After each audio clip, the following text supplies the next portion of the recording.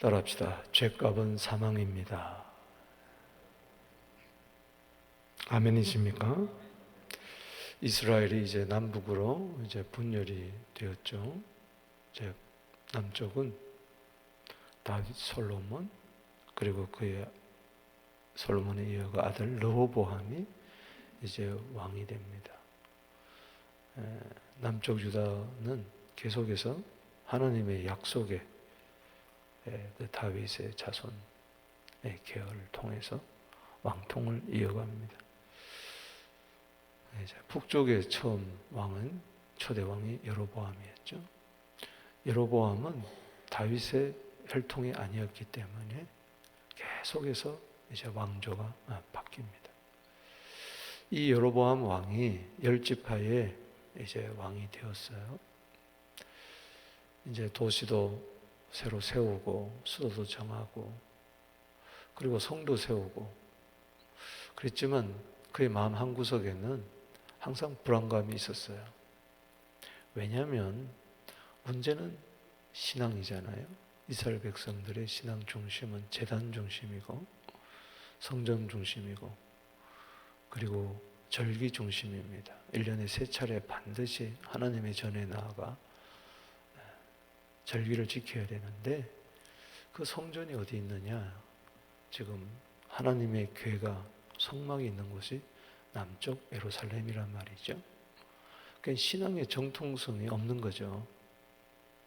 그래서 절기 때만 되면 북쪽 이스라엘 사람들은 전부 다 남쪽으로 내려가서 예루살렘에서 절기를 지킬 수밖에 없는 거죠.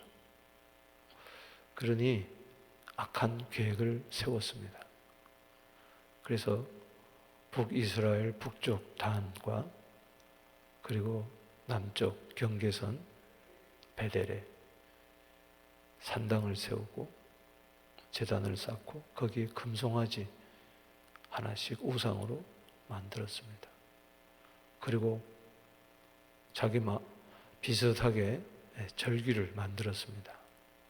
특별히 8월 15일을 장막절 절기로 만들고 그리고 자기 마음대로 제사장을 세워서 그 제단에서 제사 드리는 일을 섬기게 했어요. 따라합시다.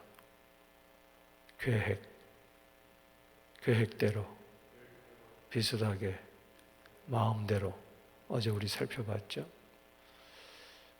그렇습니다. 하나님이 없는 계획, 악한 계획일 수밖에 없고요. 비슷하게 신앙생활 하는 것 같지만은 그것은 결국 가짜임이 탄로 나는 것이고 하나님의 뜻대로가 아니라 말씀대로가 아니라 자기 마음대로 그렇게 제사장도 세우고 횡포를 하죠. 이러니 나라가 엉망진창이죠. 앞으로 전개될 북이스라엘의 그 길은 전부 다 죄악의 길인데 하나부터 열까지 모든 사람이 선한 왕이 단 한 사람도 없습니다. 그 왕들의 길을 여로보암의 길을 걸었다. 모든 왕들이 여로보암의 길을 걸었다. 마치 한 사람이 범죄했을 때 모든 사람이 죄를 범했던 그와 같은 일들이 일어납니다. 하나님께서는 이 북이스라엘을 징치하기 위해서 깨닫게 하기 위해서 오늘 13장에 보면은 특이한 사건이 나옵니다. 성경에 난의 구절이라는 그런 구절들이 많이 있습니다. 그 중에 가장 어려운 본문이 오늘 열왕기상 13장에 나오는 본문 중에 하나입니다. 이것은 신학적으로도 많은 논란이 되는 그런 구절인데 특이한 것은 하나님의 사람이 이 여로보암 왕에게 가서 이 하나님의 사람은 유다 지파 사람입니다. 남쪽 유다 선지자인데 이 하나님의 사람이 말씀대로 명령을 받들어 북쪽 여로보암 왕에 가서 경고를 합니다. 꾸짖는 거죠. 이거는 상당히 목숨을 내걸고 한 거죠. 남쪽 사람이 북쪽의 왕에게 와가지고 하나님의 사람이랍시라고 제단이 무너질 것을 경고를 하고, 더구나 300년 뒤에 있을 이야기를 합니다. 그것은 뭐냐? 이 제단이 이제 무너질 텐데, 제단아 이렇게 말을 하면서 여로보암 왕이 지 마음대로 그 제단 앞에서 분향하는데 여로보암 앞에서 외치는 거예요. 이 제단아. 제단에 무너질 것을 바라보면서 앞으로 다윗 후손 가운데 요시아라는 왕이 나타날 터인데, 요시아 왕이 이 제단을 허물어 버릴 것이다. 이 제단에서 제사하는 제사장들을 전부 다 불살라 버리고 그 뼈를 불살라 버릴 것이다. 그리고 징조로서 이제 이 제단에서 재가 쏟아져 나오리라. 제단이 무너지면서. 그러니까 이 여로보암 왕이 기분이 나빠가지고 저놈을 잡으라 하고 손을 드는 순간에 손이 말라버린 거예요. 그러면서 제단에서 무너지더니 재가 확 쏟아지는.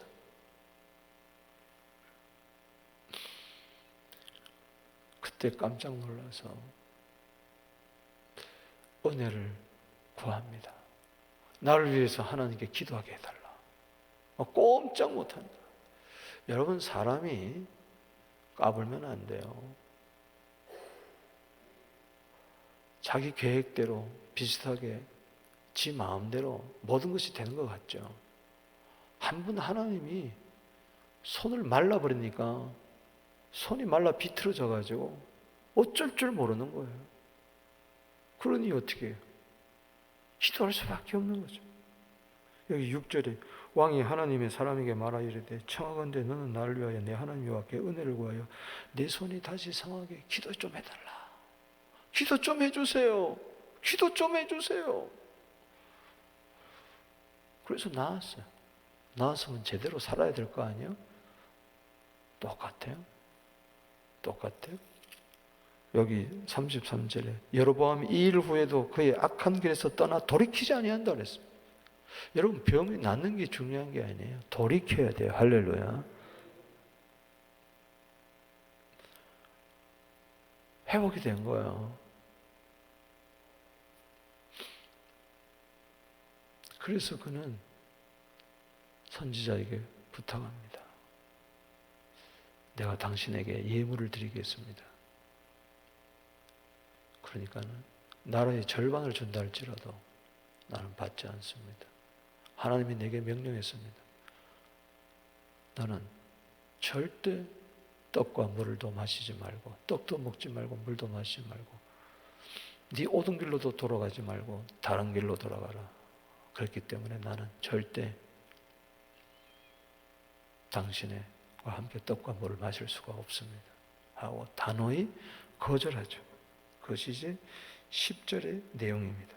그래서 이에 다른 길로 가고 베델에 오던 길로 되돌아가지 않으니라.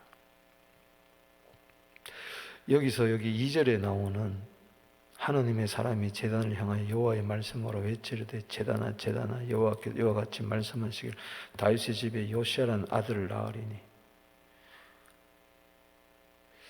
이것은 열왕기하 23장 집에 가서 시간이 없어 안 읽어봅니다만 열왕기하 23장 15절에서 20절까지 가면 이 요시아가 어릴 때 유다의 왕이 돼가지고 종교개혁을 일으키는데 이 북쪽 이 베델까지 일으킵니다. 원래 베델은 경계선에 있는 베냐민 지파 땅입니다. 그러나 그 당시는 북쪽으로 가 있었죠. 그 땅만은.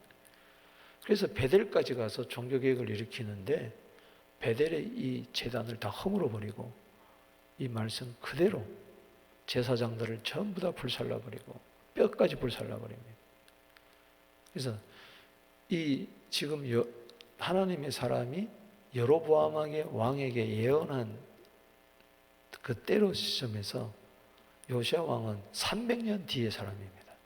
300년 뒤의 사람. 그러니까 이름까지 정확하게 이야기했어요. 300년 뒤에 누가 왕이 될 것이고 그 왕이 무슨 이야기를 할 것인가? 어떻게 할 것인가? 보세요. 여로보암이 세운 이 베델의 금송아지 제단은 300년 뒤에 결국 무너지고 마는 거예요. 야, 하나님의 말씀은 무섭습니다. 따라합시다. 말씀대로 된다. 말씀대로 되는 거예요. 여기 32절에 그가 여호와의 말씀으로 베델에 있는 제단을 향하고 사마리아 성읍들에 있는 모든 산당을 하여 외쳐 말한 것이 반드시 이룰 것이라. 300년 만에 반드시 이룬다.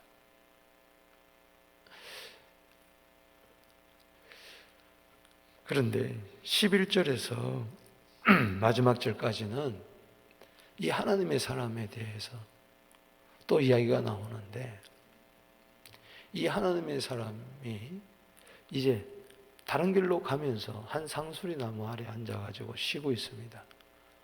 이때 소문이 쫙 퍼졌어요.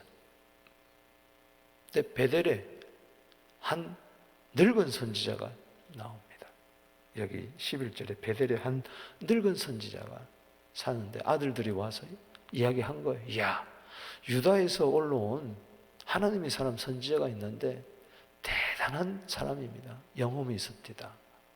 막 제단에서 막 죄가 막 쏟아진다고 그랬는데 그대로 말이 되고, 여로보암 왕이 손이 말라 비틀어져 버렸는데 기도하니까 다시 회복이 되고, 아유, 뭐 떡도 물도 마시지 않고 나란히 절반을 준다 그래도 싫다 그러고 갑디다.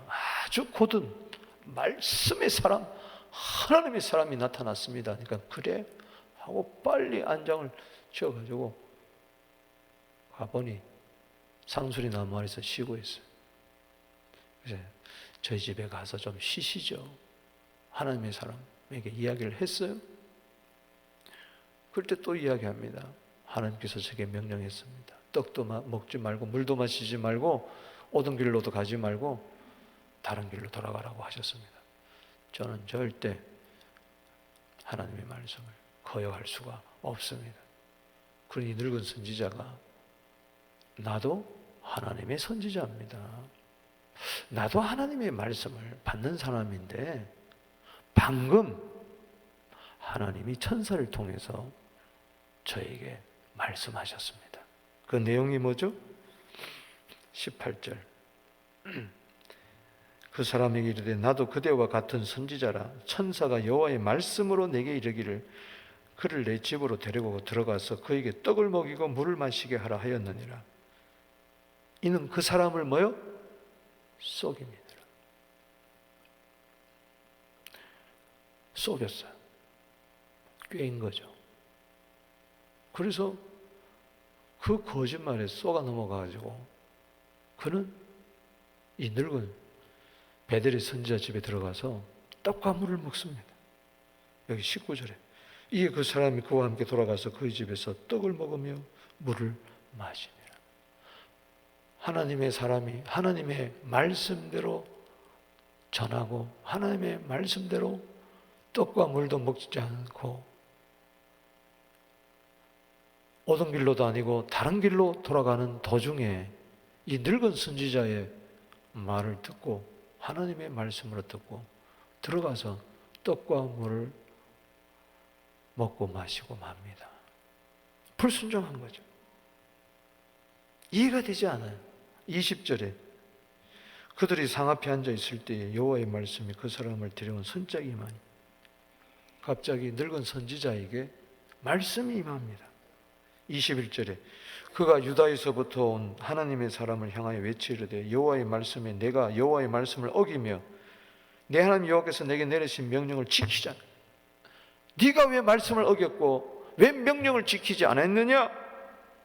돌아와서 여호와가 너더러 떡도 먹지 말고 물도 마시지 말라 하신 곳에서 떡을 먹고 물을 마셨으니 네 시체가 네 조상들의 묘실에 들어가지 못하리라.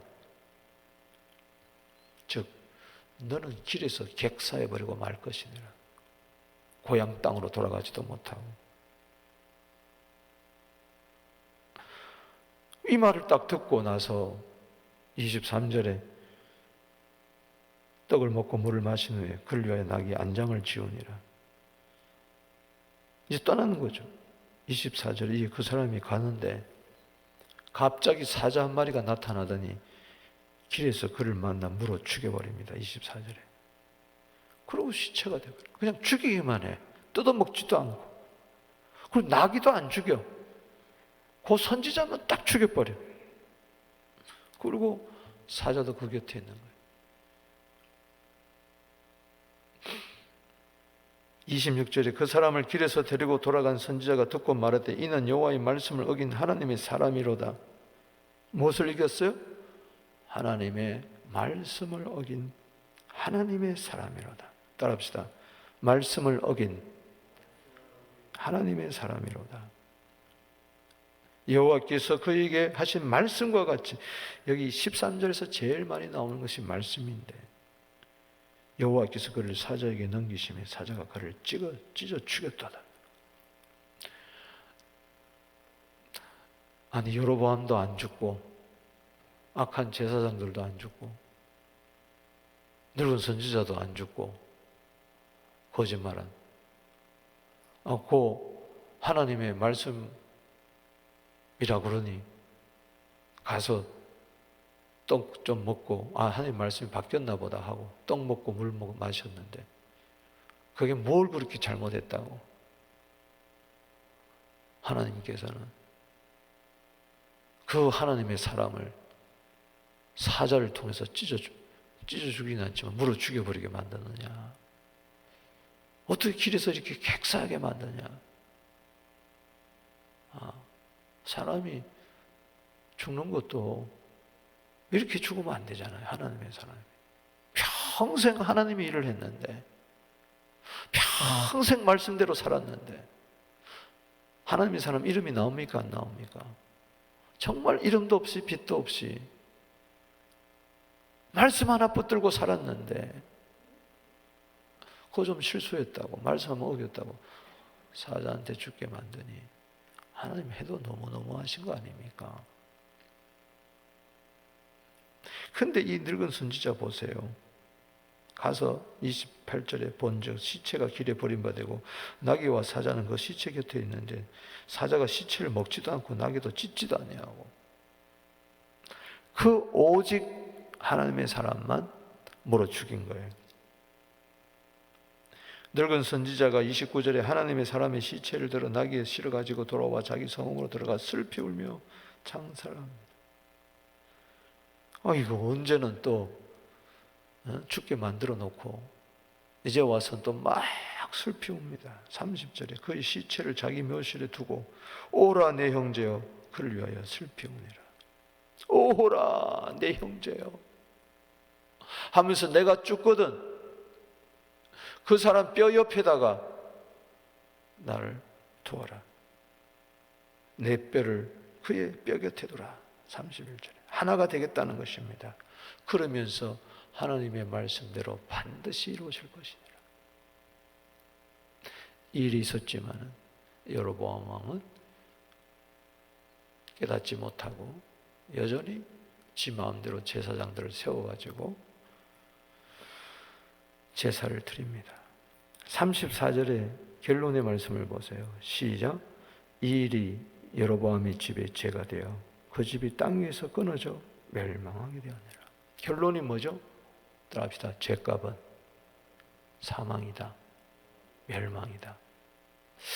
자, 제가 시간이 없어서 상세하게 말씀 못 드리겠지만은 이것을 어떻게 해석해야 될 것이냐. 제가 몇 가지 해석을 알려드리겠습니다. 첫 번째로 가장 쉽게 그냥 일반적인 해석은 전반부에 하나님의 말씀, 사람이 말씀대로 순종했어요. 10절까지.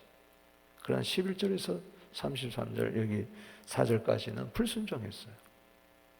그러니까 끝에 가서 불순종하고 죽었어요. 이걸 보면서 우리 하나님의 사람들은, 성도들은 끝까지 순종하자. 뭐 옛날에 순종했다 그러지 말고 마지막까지 순종. 말씀대로 살다가 말씀을 전하다가 말씀대로 순종하다가 말씀대로 죽자. 이제 그것이 이제 일반적인 교훈이에요. 그러나 그것은 여기 13장만 딱 따로 떼어놓았을 때에 그것은 클 수 있어요. 그러나 지금 12장부터 왕국이 분열되고 앞으로 300년 뒤에 남쪽 유다 왕 요시아 왕이 일어나가지고 베델 제단을 불사르고 이런 것과 비추어 보면은 하나님의 사람 이야기가 좀 맞지가 않습니다. 너무 일반적인 이야기이기 때문에. 또 하나는 좀 전체적인 의미에서 교훈을 받을 때에 지금 여기에 누가 등장하느냐? 왕, 선지자, 제사장이 등장합니다. 그렇죠? 여로보암 왕. 그리고 그 당시 이 왕이 세운 레위 지파가 아닌 이 제사장들. 그렇죠? 오늘 여기도 나오지만은. 그리고 베델의 늙은 선지자, 북쪽의 왕 여로보암, 북쪽의 그 베델 그 제단의 제사장들, 그리고 또 베델의 늙은 선지자, 북쪽의 이 왕 제사장 선지자. 여러분, 왕 제사장 선지자는 기름 부음을 받아야 되는 거예요. 그렇죠? 그러니까 이들이 모두 악한 거예요. 잘못된 왕 제사장 선지자예요. 그리고 남쪽에 하나님의 사람마저도 결국은 올바른 마지막에 가서 불순종한 모습이기 때문에 남쪽이든 북쪽이든 남쪽이든 모두 다가 죄인이라는 거예요. 하나님의 말씀을 대로 다 어긴 거예요. 그래서 지금 이스라엘 전체가 앞으로 남쪽이든 북쪽이든 하나님의 사람으로, 다윗의 혈통으로, 그 하나님의 사람으로 왕으로 계속 이어가는 이 남쪽에도 결국에 가서는 불순종합니다. 그래서 북쪽도 결국은 아예 처음부터 불순종이니까 남쪽은 처음에 순종하는 것 같지만은 마지막 시드기야 왕 때는 형편없잖아요.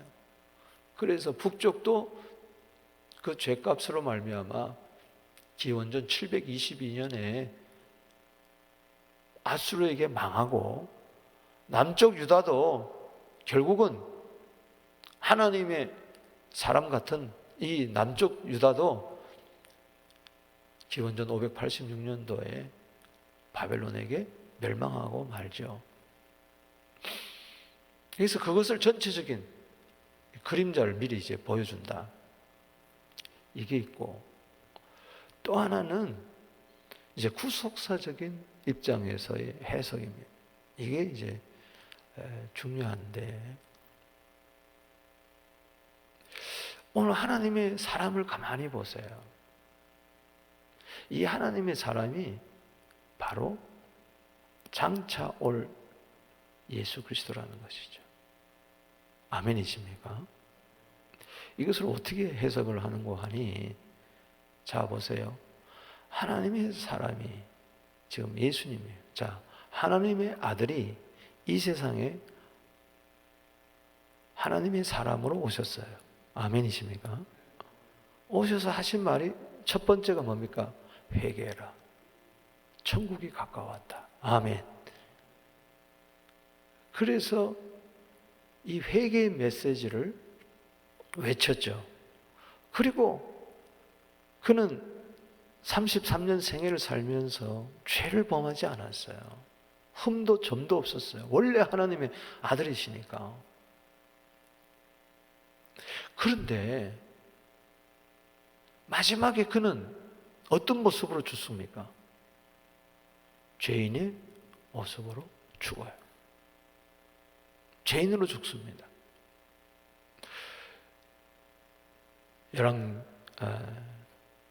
오늘 열왕기상 이 13장과 비추어서 하나 해석할 구절은 구약에서는 이사야 53장 12절입니다. 메시아에 대해서 예언하기를, 이는 그가 자기 영혼을 버려 사망에 이르게 하며, 어디에 이르게 한다고요? 자기를 버려서 어디에? 사망에 이르게 하며 범죄자 중 하나로 헤아림을 받았습니다. 그러나 그가 많은 사람의 죄를 담당하며 범죄자를 위하여 기도하였느니라. 자, 죽고 사망을 당하며 범죄자 중 하나로 헤아림을 받는다. 아유, 저 죄인이구나.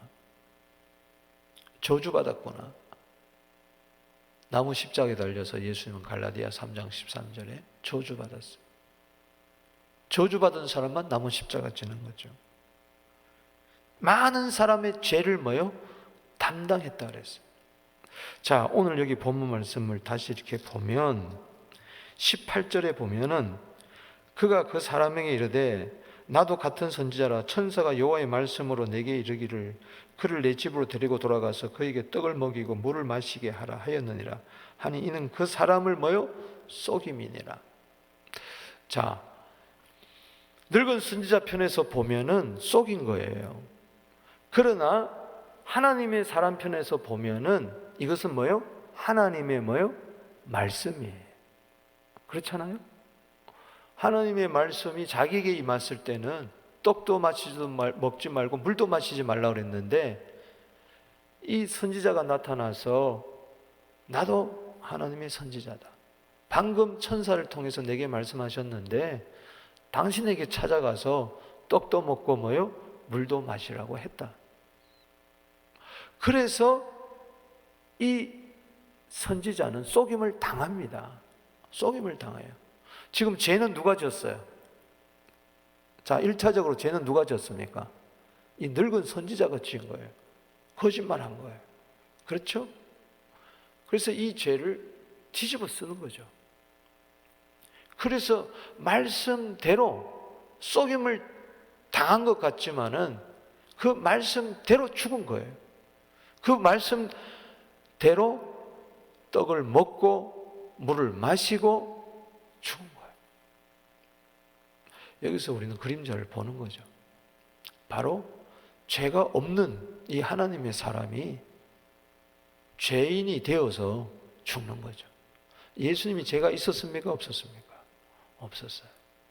그래서 여기 나오는 여로보암 왕의 죄, 제사장들의 죄, 이 늙은 선지자들의 죄, 이 모든 죄를 짊어지고 이 하나님의 사람은 범죄 중에 하나 해임을 받아서 마귀 같은 사자에게 물려 죽습니다.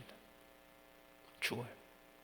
그럴 때에 나중에 이 늙은 선지자는 깨닫습니다. 깨달으면서 여기 뭐라고 이야기를 해요? 30절에 그 시체를 자기 묘실에 두고 오라 내 형제 하면 그를 위하여 슬피 우니라. 이건 내 죄 때문에 그렇다. 내가 거짓말로 그 사람에게 이야기해서 이 사람이 내 죄 때문에 죽었구나. 내 죄 때문에 죽었구나. 그러면서 내가 죽거든 내 뼈를 이 사람 뼈와 함께 해라. 31절에 내 뼈를 그의 곁에 두라. 이겁니다. 이 늙은 선지자는 이 회개하면서 오라 내 형제 하면서 회개합니다. 그러나 뒤에 넘어가 보면 33절에 여로보암은 회개합니까 안 합니까? 회개를 안 해요. 이 일이 있음에도 그의 악한 길에서 떠나 돌이키지 아니하는다. 자, 하나님의 사람을 통해서 한쪽은 둘 다 죄인인데 한쪽은 회개하고 한쪽은 뭐요? 회개하지 않습니다. 예수님이 십자가에 달려 돌아갔을 때 한편 강도는 뭐요? 회개합니다. 한편 강도는 뭐요? 회개하지 않습니다. 지금 이 그림자를 보여주고 있는 것입니다. 여러분 로마서 6장 23절의 결론이 뭡니까? 죄값은 사망이요 하나님의 은사는 뭐요? 그리스도 예수 안에 있는 뭐요? 영생이니라. 아멘. 자 보세요.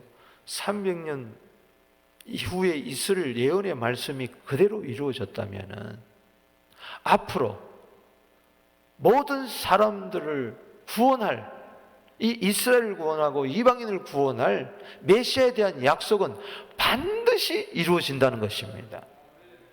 할렐루야. 요시야 왕이 와서 개혁할 것이 300년 뒤에 이룰 것이 이루어진다면은 요시야 왕은 앞으로 올 메시아의 그림자를 이야기하는 거죠. 앞으로 참 왕이신, 만왕의 왕이신, 유대인의 왕이 만왕의 왕이신 예수님이 오셔서, 그리스도가 오셔서 무너진 제단을 수축하는 날이 반드시 올 줄로 믿습니다. 죄값은 사망인데 누가 우리를 구원하겠습니까? 그걸 보여주는 거예요. 예수밖에 없다. 오늘 마지막 말씀을 드리면서 결론을 짓겠습니다. 6절 말씀 읽고 기도하겠습니다. 6절. 자, 시작. 왕이 하나님의 사람에게 말하 이르되 청하건대 너는 나를 위하여 내 하나님 여호와께 은혜를 구하여 내 손이 다시 상하게 기도하라. 하나님의 사람이 여호와께 은혜를 구하니 왕의 손이 다시 상하도록 전과 같이 되니라. 이게 하나님의 사람이 하는 일입니다. 아멘. 우리는 오늘요 참 해석하기 어려운 13장을 바라보면서 우리에게 주는 결론적인 메시지는 죄값은 다 사망인데 하나님의 사람이 오셔서 하는 일은 뭔가? 이 심판에서 우리를 구원하실 분인데 우리가 대신 당해야 할 모든 죄값을 지시고 범죄자 중에 하나로 해함을 받으면서 오히려 범죄자를 위하여 뭐 했다고 그랬어요? 이사야 53장 12절에 뭐요? 기도하셨어요. 할렐루야. 절의 대를 세워 사하여 주시옵소서. 누가복음 23장 34절에 기도하셨잖아요. 오늘도 마찬가지예요. 오늘 손이 말라 비틀어진 것처럼 형편없는 우리 죄인을 위해서 주님은 지금도 하늘 보좌 우편에서 십자가에서 기도하셨을 뿐만 아니라 하늘 보좌 우편에서도 지금 기도하고 계십니다. 하나님의 은혜로만이 회복이 됩니다. 누가 기도했어요? 여호사밧이 기도했어요? 아니요. 누가 기도했어요? 하나님의 사람이 기도했어요. 오늘도 로마서 8장 34절에 우리를 정죄하지 아니하시고 대신 하나님 보좌 우편에서 우리를 위하여 기도하고 계십니다. 그 기도는 뭡니까? 교회를 회복하게 하여 주시옵소서. 이 땅을 회복하게 하여 주시옵소서. 오늘 우리는 예수님, 날 위하여 십자가에 주신 예수님, 나를 사망에서 생명에서 건져주신 주님, 내 대신 모든 죄를 짊어지신 예수님, 말씀대로 십자가에서 죽으신 예수님, 말씀대로 나를 살리신 예수님, 나를 회복하게 하여 주시옵소서. 기도하는 이 새벽 되기를 주 이름으로 축원합니다. 기도드리십니다. 하나님의 사람이 여호와께 은혜를 구하니 왕의 손이 다시 성하도록 청과 같이 되니라. 주여 은혜로 말미암아 회복되게 하여 주시옵소서. 깨닫게 하여 주시옵소서. 주님 없이는 저희들 살 수 없사오니 오늘도 나 대신 죄인의 모양으로 십자가에 돌아가신 예수님 그 피로 오늘도 내 보좌 앞에 담대히 나가 승리하게 하여 주옵소서. 예수님의 이름으로 축복하며 기도하옵나이다. 아멘. 주 이름 부릅니다. 주여 주여 주여